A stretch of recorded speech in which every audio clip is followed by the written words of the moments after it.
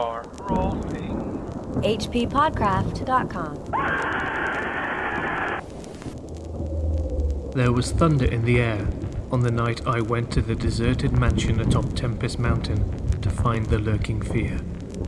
I was not alone, for foolhardiness was not then mixed with that love of the grotesque and the terrible, which has made my career a series of quests for strange horrors in literature and in life.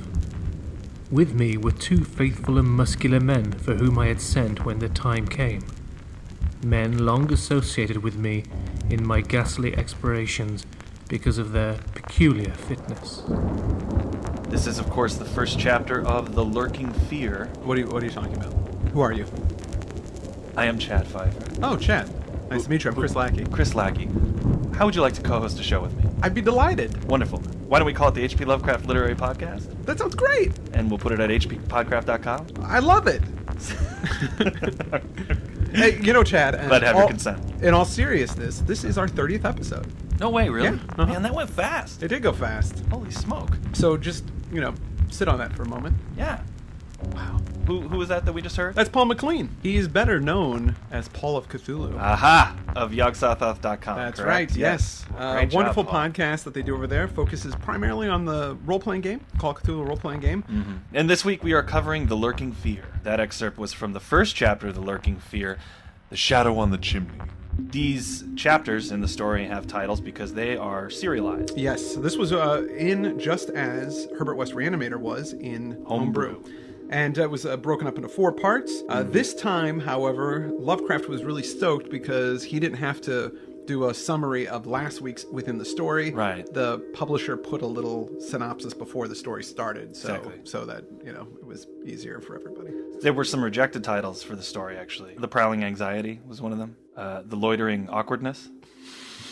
The Creeping Sad Face. This is all true. And this one, I actually think would have been a better title. The Skulking Ball Tingle.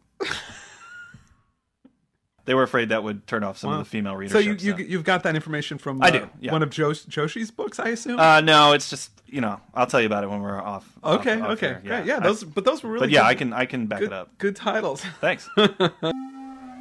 There's all kinds of great descriptions. I just want to say that in this story, Lovecraft is the king of the hyphenated adjective. He sure is, man. He creates little adjectival phrases by hyphenating 2 words. I counted 36 of them. Whoa! In here. And I actually want to just read this list before we go too deep into the synopsis because I think it provides kind of a fun preview for the story. He talks about the ancient lightning-scarred tree, the weedy fulgurite pitted earth, hand-woven baskets, that's pretty standard, the antique grove-circled stone house, the half-glimpsed fiend, his self-imposed isolation, the last mound-covered reaches of Tempest Mountain, the vast box-like pile, the tree-muffled thunder, a wide 4-poster bedstead, again, that's gonna the forest-swathed mansion, wild-armed titan trees, that brain-blasting shadow, a non-material agency, the horror-visited hamlet, the ill-fated squatter hamlet, the oak-girt mansion, the low snake-like mound, giant bat-winged griffins, trans-cosmic gulfs, far-reaching tentacles, the tempest-racked night, the lightning-pierced region, a wolf-fanged ghost, a wealthy New Amsterdam merchant. Didn't need to hyphenate New Amsterdam, did it anyway. The sullen, odd-eyed Martinses, faraway hills, my single-minded fever, a weak-roofed cabin, those vast serpent-like roofs. This one's beautiful. Moonlitten, mound-marked meadows. Alliteration and 2 hyphenates in that one. The briar-choked cellar, rat-like scurrying, a loathsome night-spawned flood of organic corruption, mound-like tentacles, and the terrible and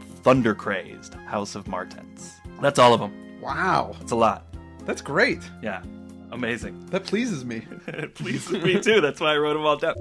This guy and his 2 muscular companions. Yes. What are they up to? Well, he says, We had started quietly from the village because of the reporters who still lingered about after the eldritch panic of a month before, the nightmare creeping death.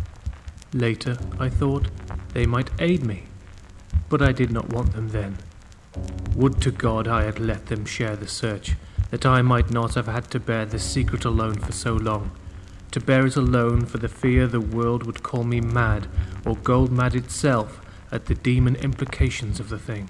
Now that I am telling it anyway, lest the brooding make me a maniac, I wish I'd never concealed it, for I, and I only, know what manner of fear lurked on that spectral, and desolate mountain. Now, you heard the name Martens on that in that list. Yeah. And the Martens mansion is up on top of Tempest Mountain, and that's where the lurking fear dwells. Right. And the Martens mansion, I mean, we find out more about it later. He doesn't give too much history in the first chapter, but he sort of lays out the facts of why he's here to investigate. He says, for over 100 years, the antique, grove-circled stone house had been the subject of stories incredibly wild and monstrously hideous. Stories of a silent, colossal, creeping death which stalked abroad in summer. With whimpering insistence, the squatters told tale of a demon which seized lone wayfarers after dark, either carrying them off or leaving them in a frightful state of gnawed dismemberment. While sometimes they whispered of blood trails toward the distant mansion. Some said the thunder called the lurking fear out of its habitation, while others said the thunder was its voice.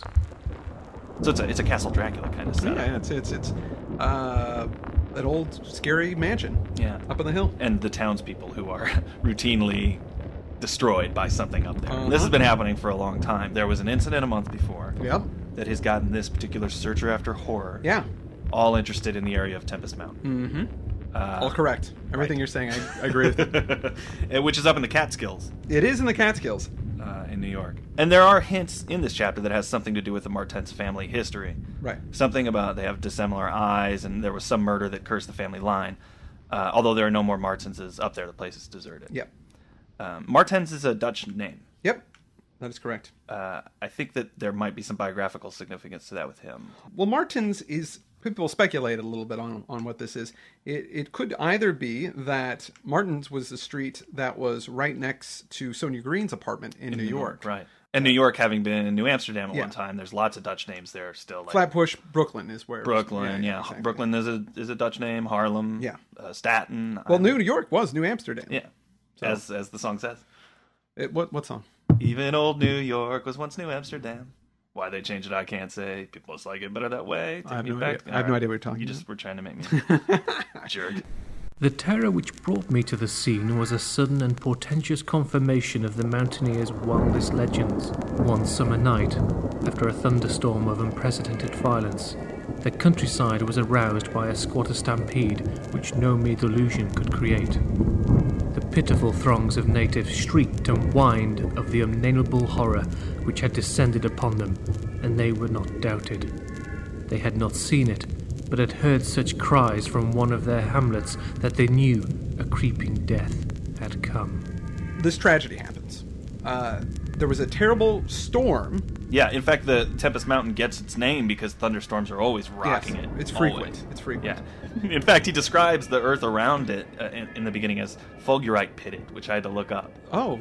Fulgurites are they're little natural hollow glass tubes that are formed when lightning hits. Superheats the ground when it hits. Right. Yeah. Oh, I did not know that. Yeah, it's kind of cool. That's from the Latin fulgur, meaning thunderstorm. Oh, very nice. Or thunderbolt, rather. Thunderbolt. After one storm, there was kind of this mass murder. That basically a bunch of these hill people, I think, what do they say, like 60 of them? Yeah. I think it's like 75 people are gone. Oh, right. A third of them they find remains from. Right. So this lightning hit this settlement, and it dropped the floor out the ground out from under a bunch of houses, and then it was just carnage that they found. So they know that something descended on these people and massacred them. But the great thing about his wording there is the pitiful. Yeah, I know his totally unmasked contempt for poor destitute people. You know, it's funny. He as isolated as Lovecraft is, he's definitely a city guy. Oh yeah. You know, he's freaked out by the countryside. It scares him. Yeah, he likes being in Providence. So, you know, another thing that was strange about this is the village that was attacked was 3 miles away from the Martens mansion. Yeah, it was. Still, the townspeople say, hey, it's got something to do with that place, but the police are like, okay. They go up there and they look around and it's deserted. Yeah. So they don't really investigate. But when the story hits the papers, a whole bunch of investigators descend on the town. Right, journalists, absolutely. right? Yeah, the date is given as 1921. August 5th. Yeah, and when our narrator reads about it, he heads down there too. Mm-hmm. But he kind of waits for all the nut jobs and just the things that calm down. Well, and also not just nut jobs, but people that aren't as clever as he is. Right. You know, like there seems to be a little bit of an air of superiority. Exactly. To this guy. We're back to now where we started. Our guy and his two muscled friends, they head up to the mansion now that people have mostly moved on to other scandals to cover. And he's sort of been through the house before, so he's made a plan. Oh, right. Yes. He's been around in the daylight hours, but he wants to get up there during a thunderstorm. He thinks that thunderstorms are calling up some kind of death demon from the house. Yeah, or something. I mean, he's pretty open-minded at this point in the story to know exactly what it is. It could be a monster, it could be some kind of phenomenon. So he does have a plan with these two guys. His idea is he doesn't know if it's coming from the house or if it's coming from outside of the house. Right. So him and the guys, the two muscly dudes that are with him. And they have names. It's George Bennett and William Toby. Bennett and Toby. Yeah. So Bennett and Toby and him are armed and ready to rock in case, if it's a creature, if it's a monster, whatever the heck it is. The way they do this is they go up to Martin's old room. Yeah, Jan Martin's. Jan. Right. Jan, he doesn't say who he is yet, but he says we're in Jan Martin's room. Somebody important in Martin's family. And they push the bed right up against the window, and he puts a ladder out the window. Yeah, 3 rope ladders go out the window on one side. On one side, and the other side is the open door and the fireplace. Mm-hmm. And so he's like, whatever it is that's killing people comes from the outside, we can go in the house and take shelter. And if it comes from out of the house, we could split. Right, and they all have automatics. Yes. Right, yes. So they spread out in a little pattern on the bed. It's like a fun little goofy sleepover. Yes. Where the muscle-bound guys are on each side of him, and he's in the middle. Right. But the plan is f***ed right away because they all start falling asleep. Right. Yeah, this is one of those things I'm like, don't all lay in bed. One guy should be, sitting up and walking around. Guarding while you're lying down in a bed seems like a real bad idea. Right. And he's so surprised. He's like, oh, this sleepiness came over us. It was a drowsiness. I'm like, yeah, you're laying in bed in the middle of the night. Come on. Of course you're going to be tired. But anyway. So he's staring at the fireplace and drifting off and having dreams. He notices the other guys are too. And then there's this big bolt of thunder. It wakes him up a little bit, and he realizes that one of the other sleepers has put his arm across his chest. And he goes to sleep again, and then there's a huge bolt of thunder, and he realizes that Toby is gone. But the arm of the other guy is still on his chest. Then came the devastating stroke of lightning which shook the whole mountain, lit the darkest crypts of the hoary grove, and splintered the patriarch of the twisted trees. In the demon flash of a monstrous fireball, the sleeper started up suddenly while the glare from beyond the window threw his shadow vividly upon the chimney above the fireplace from which my eyes have never strayed. That I am still alive and sane is a marvel I cannot fathom. I cannot fathom it, for the shadow on that chimney was not that of George Bennett or of any other human creature, but a blasphemous abnormality from hell's nethermost craters. A nameless, shapeless abomination which no mind could fully grasp, and no pen could even partly describe. In another second I was alone in the accursed mansion, shivering and gibbering. George Bennett and William Toby had left no trace, not even of a struggle. They were never heard of again. Yeah. So, you snooze, you lose. Yeah, something was in the chamber. It killed his two friends, and it was taking a nap with him? Yeah, that's what maybe what he thought was the arm on him was maybe the creature bumped into him, and he just thought, but that doesn't make any sense. So, did the creature cuddle up with him and get snuggly for a little bit? Because he says that the sleeper started up suddenly. So I think, the thing had taken care of his two buddies and then was just hanging out there, Yeah, or gosh, I don't know. Or maybe it touched him and woke him, and as it touched him, he woke up. Right. Maybe it was Bennett's arm on him, and then when it came off, it was the guy tearing him away. Yeah. Maybe. Could be. It's a little ambiguous, but that's kind of scary. You don't really know what the heck's going on and what exactly happened. And with that, we go into the second chapter, A Passer in the Storm. Yeah, our guy somehow, after that incident, managed to get back to his car and slip unobserved back to the village. Him saying unobserved leads me to believe he didn't report any of it. He didn't tell anybody. Didn't tell the police. He didn't, But he does feel he needs to tell somebody. Right. I mean, this is pretty intense stuff. Pretty intense. So he's got a journalist buddy that he likes. Right. This guy that he met named Arthur Monroe. Monroe! He's about 35, and our guy says he's got intelligence and taste, so I assume that means he's also arrogant. Yeah. I get along with him well. He hates all these townspeople, too. Right. Yeah, well, yeah, he's kind of got dark hair. Seems very striking and cool, and, I mean, his description. Also, just a little backstory. We talked about Lovecraft kind of was a lonely child and all those things. But in doing some research on the story, I find out that the Monroe name was the name of these two brothers, Chester and Harold, that Lovecraft knew when he was a kid. Not only did he have friends, Harold had gotten back in touch with Lovecraft a little over a year before this story was written.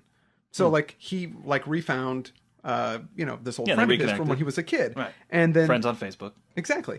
But then they went and revisited a clubhouse that they had constructed together when they were boys. Well, there you go. Maybe Lovecraft isn't as a lonely, kid in his room as much as, it kind of was led to believe. There you go. Maybe. And he built a clubhouse. That requires some. Yeah, you got to work together. Yeah, you got to work together, and you got to, hammer some nails and lift some wood. And you have to form a club.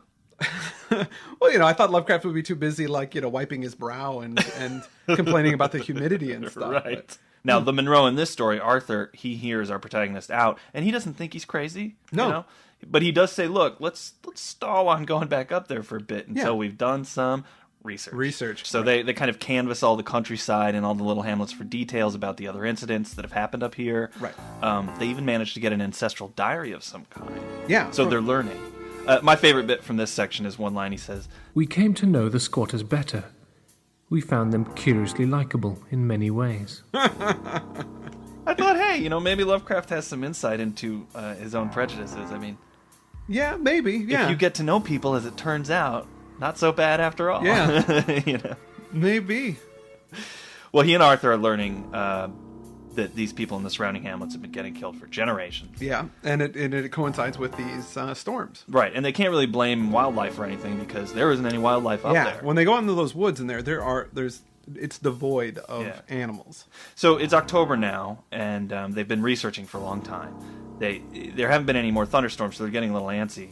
And as they scour... And it's getting close to winter. Exactly. Yeah. So winter, nothing goes on up here. So they're scouring one of these last unnamed hamlets for information, and they're kind of doing it rapidly. Yeah. As the afternoon advanced, it became increasingly difficult to see, and we heard the rumble of a thunderstorm gathering over Tempest Mountain. The sound in such a locality naturally stirred us, though less than it would have done at night. As it was, we hoped desperately that the storm would last until well after dark, and with that hope turned our aimless hillside searching towards the nearest inhabited hamlet to gather a body of squatters as helpers in the investigation. Timid as they were, a few of the younger men were sufficiently inspired by our protective leadership to promise such help. Protective leadership? Well, they have heat. Right. But, I wish these guys knew that the protagonist fell asleep earlier and both of his bodyguards got killed, and then he didn't even report it. That's his protective leadership. That's his protective, yeah. Well, he's got heat, man. He's got a gun.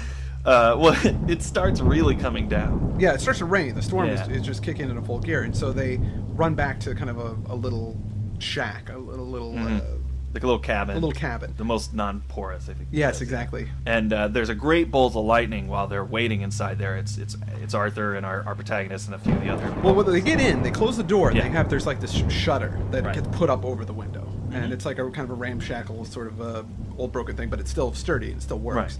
But when that lightning hits outside, it hits a tree, and Arthur's kind of curious about what it looks like, so he unlatches the shutter and he sticks his head outside to watch the storm. Yeah. Gradually, a calming of the wind and dispersal of the unusual darkness told of the storm's passing. I had hoped it would last into the night to help our quest, but a furtive sunbeam from a knothole behind me removed the likelihood of such a thing. Suggesting to Monroe that we had better get some light even if more showers came, I unbarred and opened the crude door. The ground outside was a singular mass of mud and pools, with fresh heaps of earth from the slight landslide, but I saw nothing to justify the interest which kept my companion silently leaning out the window. Crossing to where he leaned, I touched his shoulder, but he did not move.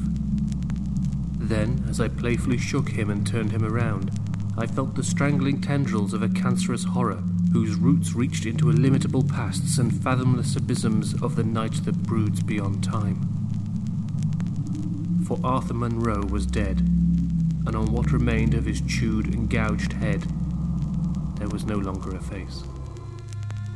Oh, Yes. Oh my gosh. That's awesome. That's pretty nasty. Yeah, that's nasty, and that's a complete like horror movie moment. I too, know. You know. That's the second horror movie. I mean, this thing is just like Herbert West in a way because it's action packed. Yeah, it does feel very cinematic. In that first chapter, you have the whole. I mean, if it really was the thing's arm, it's that moment in the movie where you're in bed with the monster. You know, you roll over and go, ah! And then here, it's pulling the body away. And his head's chewed off, or his face. Yeah, his face is gone. Wow. It's pretty awesome. I mean, I know this was made into a movie, but I've never seen it. That was it was a Full Moon production. It was directed by C. Courtney Joyner. Yeah, but what's that guy that used to run all those Full Moon productions? Charles Band. Charles Band, yeah. It's one of those things. So I don't think it's very good. But well, here I shouldn't speak out of turn. I haven't seen it. I haven't seen it, but I'll read you the synopsis. Ex-con John Martinez returns to his childhood home in Lefferts Corner after serving time for a crime he didn't commit. Martinez visits family friend Kangs, a mortician who has been holding half of a map for him. The map leads to a graveyard where Martinez's father hid the money for the last heist. This doesn't sound anything like the story. Why bring a profit motive in there? I like it that he's just into creepy stuff. Why does he have to be an ex-con and all that business? Anyway, well, I haven't seen it. I think somebody else should do it. Now, Stuart Gordon wanted to adapt this movie, I read about, but it didn't happen. That takes us then into Chapter 3, What the Red Glare Meant. We jump right into a night in November where our guy is digging alone. He says alone and idiotically in the grave of Jan Martens on the night of yet another thunderstorm. And he's really lost it because of what happened to Arthur, who he buried himself. Yeah, and just sort of let other people think he'd wandered away somewhere. Yeah, it says that specifically, that he just kind of let others think, oh yeah, he went off in the woods and we lost him. I don't know where he went. He says that he's become strangely callous. Which becomes. Some people already died. But finally in this chapter, we get some of those details about the Martens family. History had led me to this archaic grave. History, indeed, was all I had after everything else ended in mocking Satanism. I now believed that the lurking fear was no material thing, but a wolf-fanged ghost that rode the midnight lightning. And I believed, because of the masses of local tradition I had unearthed in my search with Arthur Monroe, that the ghost was that of Jan Martens, who died in 1762. Well, here's the deal. Okay? All right, yes. The house was built in 1670 by Gerrit Martens, who was this wealthy New Amsterdam merchant. Right. He didn't like the changes that were happening under British rule, so he wanted to go somewhere for solitude. So he and all his descendants, moved into this place that he built up there. He built a little, cell or two because it's Thunder Mountain. Exactly. It's not Thunder Mountain. Tempest Mountain. If it was Thunder Mountain, it would be a totally different story. Yeah, it would be a fun ride. We found a roller coaster. So they could go hide down there when they needed to if it was too thundery. Exactly. But they pretty much shunned the outside world. They hated everything to do with the English. Yeah. And, I was thinking about this today. This comes up a lot in his stories where families will pull away or people will... He talks about it in the picture in the house that people just sought more and more solitude and that made them crazier and crazier. Yeah. And it seems like almost a bit of self-awareness because he's constantly, trying to dwell in the 17th century world and pulling away, from the modern prosaic, poison of life. But I think he knows that makes him crazier. He has some insight into the fact that I can see that. The more you pull away from a normal world, the less healthy you get. Right. Yeah. Yeah, I think so. I could see that. Yeah. He explains the dissimilarity of eyes that he referenced earlier. That the Martens people all had one blue eye and one brown eye. Yeah. So that would mean David Bowie is actually a Martens. You're right. Well, actually, Bowie... is it one green eye? No, they color it sometimes, I think, in album covers. But what happened is when he was a kid, he got in some kind of altercation over a girl. And the muscles in his eye got damaged so that it blew out one of his pupils. So it's always dilated. Oh, I see. So the difference in his eyes is that one is just huge. So it makes it look like it's a different color. Oh, I see. But it's actually not. But I think that they've actually colored it for... We'll save it for the David Bowie Literary Podcast. But that's immediately what I thought too, because he's got the two weird eyes, and then he looks like he might be crawling out of a cellar somewhere. Yeah, it wouldn't surprise me. He looks hungry. Yeah, he has no eyebrows. But this does shed some light the squatters being a little subhuman. I mean, maybe there's some truth to what the protagonist is saying about them being so... Well, yeah, because they were breeding. They were breeding and breeding with their help and breeding with us. So they kind of didn't have... Their gene pool was pretty small. Right. It was very small. But it also crept into the hamlets a little bit, too. Out into the woods and the shanties and whatnot. Now, a lot of these facts we know from Jan Martens because he actually went out into the world when he heard about the Albany Convention, which was, pre-revolutionary convention to unify... 1760. Yes.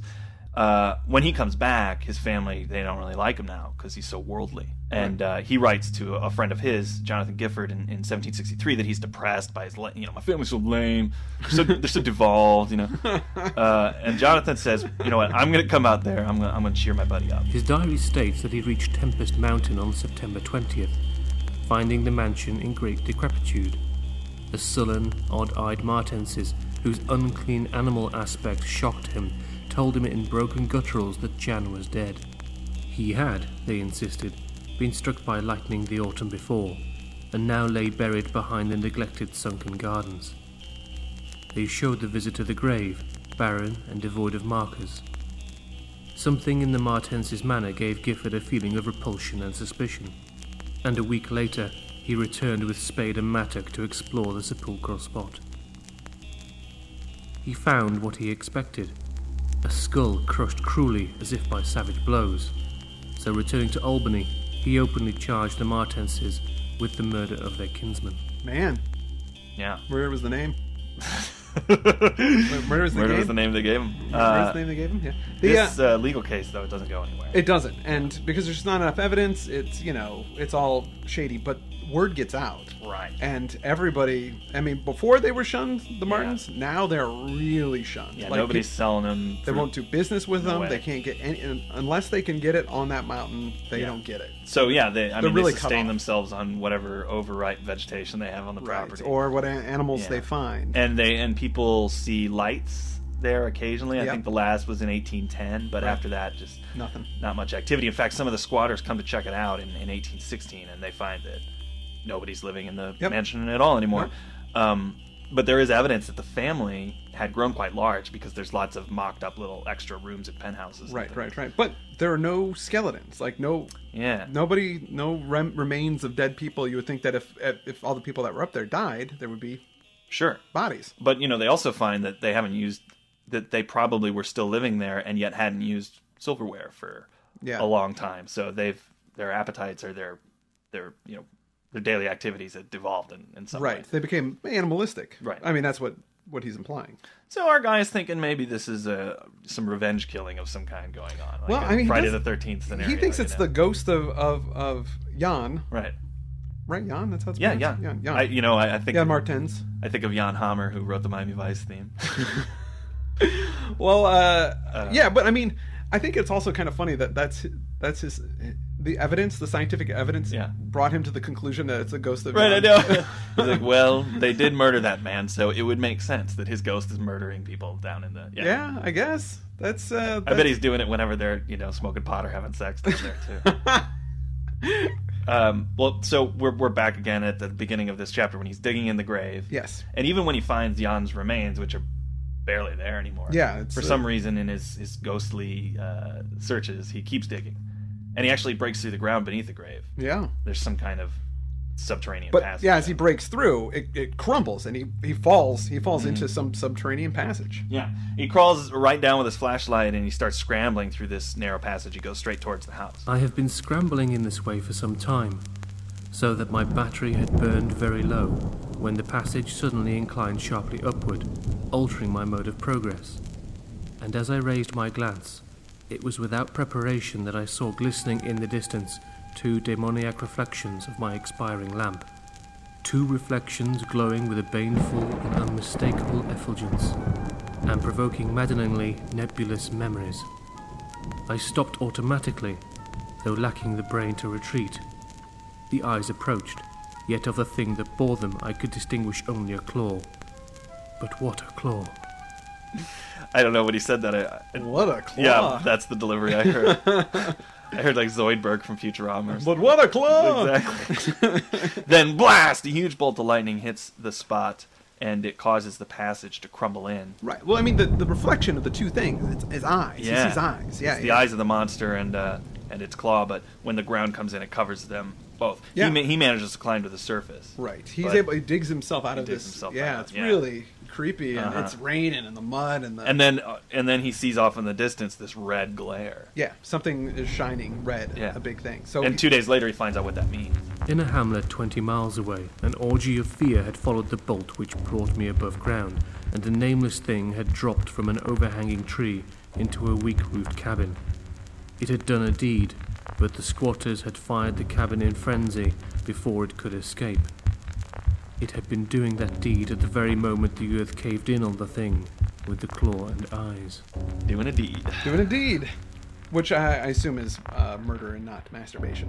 Well, yeah, I hope so. That would be a really weird story. Then. But here he was looking at the monster, Right. and 20 miles away, Yeah. something else was killing folks. So, There's more than one. or yeah, it was the same thing. It was in two places somehow, or there's more than Yeah, there's more than one, I think, is what he Yeah. comes to the conclusion. Right. Then we go into the fourth chapter, the horror. In the eyes. There can be nothing normal in the mind of one who, knowing what I knew of the horrors of Tempest Mountain, would seek alone for the fear that lurked there. There is nothing normal in this guy's mind at this point. Yeah, I think he's pretty crazy and obsessed.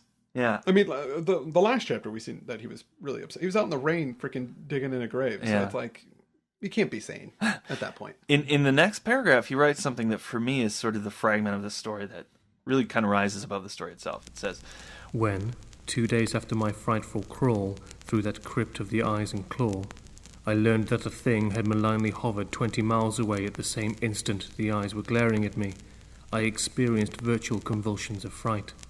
But that fright was so mixed with wonder and alluring grotesqueness that it was almost a pleasant sensation. Sometimes, in the throes of a nightmare, where unseen powers will one over the roofs of strange dead cities towards the grinning chasm of Nis, it is a relief and even a delight to shriek wildly and throw oneself voluntarily along with the hideous vortex of dream doom into whatever bottomless gulf may yawn.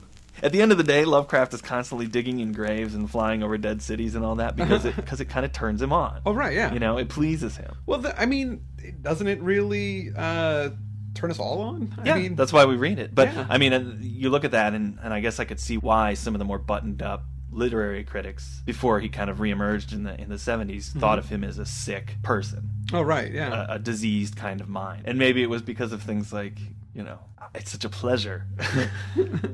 Well, I mean, people like being scared. I mean, that's why we see Right. scary movies. That's why we, do roller coasters. That feeling is exhilarating. Well, so his discovery of that passage was quickly masked, as most things are in Lovecraft, which Right. is sort of another horror movie thing. You know, I swear to you, I saw it, man. It was out there. I don't know why. It's not here now.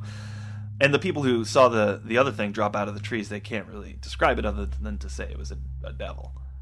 Right. Yeah, that's their only description. Yeah, it was a devil. What do you mean? Was it tall? What color was it? It was a devil. So our guy is out there digging around, and as he's looking at the landscape of the house and the mountain and Yeah. the surrounding things, something suddenly Clicks with him. Yeah, it clicks. Related to the topography. There are all these mounds stretching out from the mansion, like tentacles Yeah. flowing out from the house. And he thought that they were caused by glaciers, but the regularity of them in the light suddenly kind of freaks him out. He thinks of, like, moles. Yeah, exactly. Yeah. Before I knew it, I was uttering frenzied and disjointed words to myself. My God! Molehills! The damned place must be honeycombed. How many? That night at the mansion. They took Bennett and Toby first. On each side of us. Then I was digging frantically into the mound which had stretched nearest to me, digging desperately, shiveringly, but almost jubilantly. Digging, and at last shrieking aloud with some unplaced emotion as I came upon a tunnel or burrow just like the one through which I had crawled on that other demoniac night. He goes crazy, Yeah. running toward the mansion and just digging everywhere, digging around the cellar. Well, he goes in because he believes it's the focal point, the mansion. right. So he goes in the mansion, and he's just going. He's so sure that there is something under the mansion. Yeah. That he's digging around like all through the mansion. Yeah, he notices that there's a hole in the chimney at the Yeah. base of the house. Uh-huh. And then crash, but of course a storm has started as he discovers this opening. and he kind of hides and he waits to see what the storm will bring out. Yeah, he says he has like a little hidey hole, which is kind of strange that he doesn't go into much description exactly. Well, yeah, I was actually a little puzzled whether he was inside the house or outside. Or outside of the house. I think he's outside when he finds the hole in the chimney. If heaven is merciful, it will someday efface from my consciousness the sight that I saw and let me live my last years in peace. I cannot sleep at night now and have to take opiates when it thunders. The thing came abruptly and unannounced, a demon rat-like scurrying from pits remote and unimaginable, a hellish panting and stifled grunting, and then, from that opening beneath the chimney, a burst of multitudinous and leprous life, a loathsome night-spawn flood of organic corruption, more devastatingly hideous than the blackest conjurations of mortal madness and morbidity. Seething, stewing, surging, bubbling like serpent slime, it rolled up and out of that yawning hole, spreading like a septic contagion and streaming from the cellar at every point of egress, streaming out of the scatter through the accursed midnight forests and strew fear, madness, and death. God knows how many there were. There must have been thousands. To see the stream of them in that faint intermittent lightning was shocking. When they had thinned out enough to be glimpsed as separate organisms, I saw that they were dwarfed, deformed, hairy devils or apes, monstrous and diabolic caricatures of the monkey tribe. They were so hideously silent. There was hardly a squeal when one of the last stragglers turned with the skill of long practice to make a meal in accustomed fashion on a weaker companion. Others snapped up what it left and ate with slavering relish. Then, in spite of my days of fright and disgust, my morbid curiosity triumphed, and as the last of the monstrosities oozed up alone from that netherworld of unknown nightmare, I drew my automatic pistol and shot it under cover of the thunder. Wow. Yeah. That's great. And again, luckily, he's done this before. After seeing something horrible, he kind of unconsciously finds his way back to a town. Lovecraft's very good at going, I don't know how I got back. Yeah. I didn't really want to cover that in the story. And in a week, he sends for some folks from Albany to come down and blow that whole darn mansion up, and as well as the top of the whole mountain. Yeah. To level the whole thing, Yeah. caving all the tunnels, Yeah. But, because of something he saw when he shot the thing, he's still tortured. And the story ends with him saying, What I saw in the glow of my flashlight after I shot the unspeakable straggling object was so simple that almost a minute elapsed before I understood and went delirious. The object was nauseous, a filthy white gorilla thing with sharp yellow fangs and matted fur. It was the ultimate product of mammalian degeneration, the frightful outcome of isolated spawning, multiplication and cannibal nutrition above and below ground. The embodiment of all the snarling chaos and grinning fear that lurked behind life. It had looked at me as it died, and its eyes had the same odd quality that mocked those other eyes which had stared at me underground and excited cloudy recollections. One eye was blue, the other brown. They were the dissimilar Martens eyes of the old legends, and I knew in one inundating cataclysm of voiceless horror what had become of the vanished family, the terrible and thunder-crazed House of Martens. That is the end. Boo! Man, that is cool. that is an action-packed, nifty story. And that in the end too, it delivers. It does. It's thousands of them. Yeah, and just the one there. The one that sees a weaker one in the group and just turns on it and kills it and eats it right there in front of them, and the others jump in on it, and it's like, whoa, man. Yeah, it's amazing. That is cool. It's almost like a Texas Chainsaw Massacre thing. There's this family of cannibals living down there. Gosh, it feels like a movie. Like, the more I go through these stories, I find that almost everything. It's sort of like when you read The Martian Chronicles by Ray Bradbury. Almost every modern science fiction film, science, not science fantasy necessarily, but science fiction film is right out of that book. Right. Look, reading these stories, I mean, like almost every horror movie is covered. Yeah. In some way or another. Yeah. Like somehow Lovecraft has influenced, horror writers and horror filmmakers. Like maybe not even directly, he influenced somebody and then they influenced another person and so on. There's one thing about the story that I mean, I've read this before. This is an older and one of my favorites from when I was younger. But in my head, I was, and you and I had an argument about this, is that he was descended, like he had one brown eye, one blue eye, and that he was descended from the Martens. Right. but that's not the case. No. I'm trying to figure out where I got that from. Well, I had it in my head when I don't know if I read this when I was younger or not. I don't think I did. So I think I was under that assumption as well. And plus, it's a Lovecraft story about some cursed family line, so I just assume that the protagonist doesn't know it, but he's part of it. Right, exactly. And when he doesn't get killed in the first chapter. Exactly. That's when I thought, oh, well, they didn't kill him because they're related. Yeah, like somehow they sensed his Martinez-ness. Which is probably why in that Lurking Fear movie, he's named Martinez. Right. You know what I mean? Right. But no, he's not related at all. No, he's not. Thank goodness. Yeah, I'm glad he didn't need to be. But they don't really explain why he wasn't taken in the beginning. In when he's realizing everything about the Burrows, he says, "My God, they were on either side of me," and I think maybe the implication is that it was easier for them to snatch those guys away out the window or through the door. Right. And maybe it was just because he was in between the two that it wasn't as easy to do. Yeah. But, and then the thunder scared the guy away before he could. I don't know. Yeah, it was a little iffy, and I felt like because it tricked me. Like I thought that was when I read it, because I went in with the memory of him being he was left there, and then as I read the story, it just confirmed that assumption that I made. And then when I went back and looked, and no, it doesn't say he is that, but it's a really weird thing in the beginning of the story to have. Yeah, I agree. Yeah, that's I think my only complaint is that little set piece is hard to understand. There's a couple of good solutions in here. Don't go in and fight it. Just set the whole building on fire. Right. And then this guy goes, I'm not going to go down there. I'm not, let's just blow the whole thing up. Nuke it from orbit. Yep. It's the only way to be sure. Exactly.